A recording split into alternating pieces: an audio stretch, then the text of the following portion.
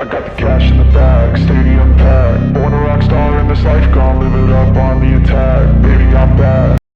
So today we taking in the Manchester City versus Dortmund Champions League tie, and after a nice 2-hour drive up to Manchester, we found ourselves on the Manchester version of the Wembley Way, which led us up until the club shop and the sort of fan zone there. You know, very good atmosphere around the place as the starting the lineups were announced. Manchester City do have 3 previous Dortmund players in their starting lineup with Gundogan, Akanji and Erling Haaland, as the spirits around here were all in an optimistic mood. Then have Sean Gota having a little look at the Borussia Dortmund team, eyeing up what players Manchester City can pinch off Dortmund now. Personally, I think Manchester City are trying to become a Dortmund B team. Whatever they want to do that for, I don't know. Big Jude Bellingham playing the game today, the absolute wonder kid of the team. It was then time for us to make our way around to the away end, and those 2 police horses, Barry and Jill, I don't think they're going to stop thousands of fans.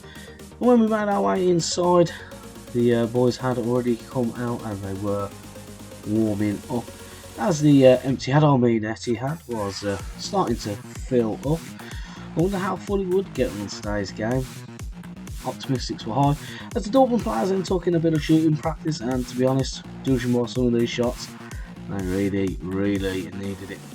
As you can see, not very clinical whatsoever. Here we have a German ultra orchestrating the crowd here, giving them all direction and when to bounce and clap and sing their blooming hearts out.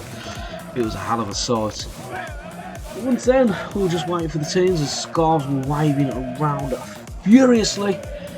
Weirdly though, we had no Champions League music as the players were due to come out. And weirdly as well, we had no Champions League ball in the middle. I don't know what that was, the reason for that was. Here we have the minute's silence for Her Majesty the Queen, perfectly observed by both sets of fans. Hats off to the German visitors who we were stationed with on this game for honouring it and keeping to it. A beautiful sight really, and God rest Her Majesty's soul. The game had got underway at this point, and Manchester City did have the early openings and the early chances. Creating this one here, but it was well defended by Dortmund. Then Kevin De Bruyne had clearly upset a few Germans over the years, and that one gentleman there was definitely telling what he thought about him, as the corner was easily dealt with. Down the other end, Giovanni Reina felt sorry for Manchester City and decided to take his corner, give the signal and send it all the way out for a goal kick.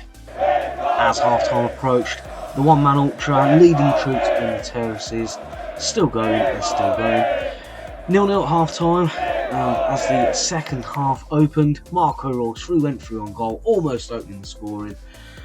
Just shortly before, Jude Bellingham actually did open the scoring, popping in with a nice glancing header from a Marco Reus shot.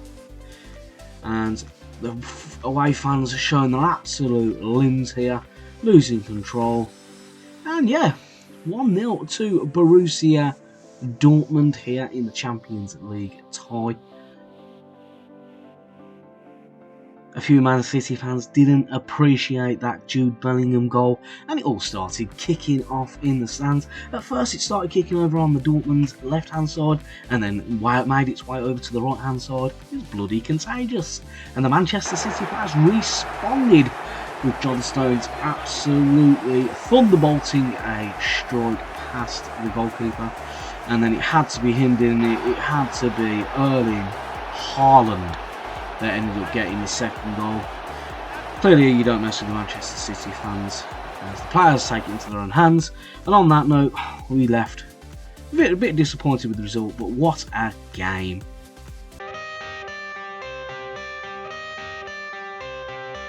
I got the cash in the bag, stadium packed. Born a rock star in this life, gonna live it up on the attack. Baby, I'm back.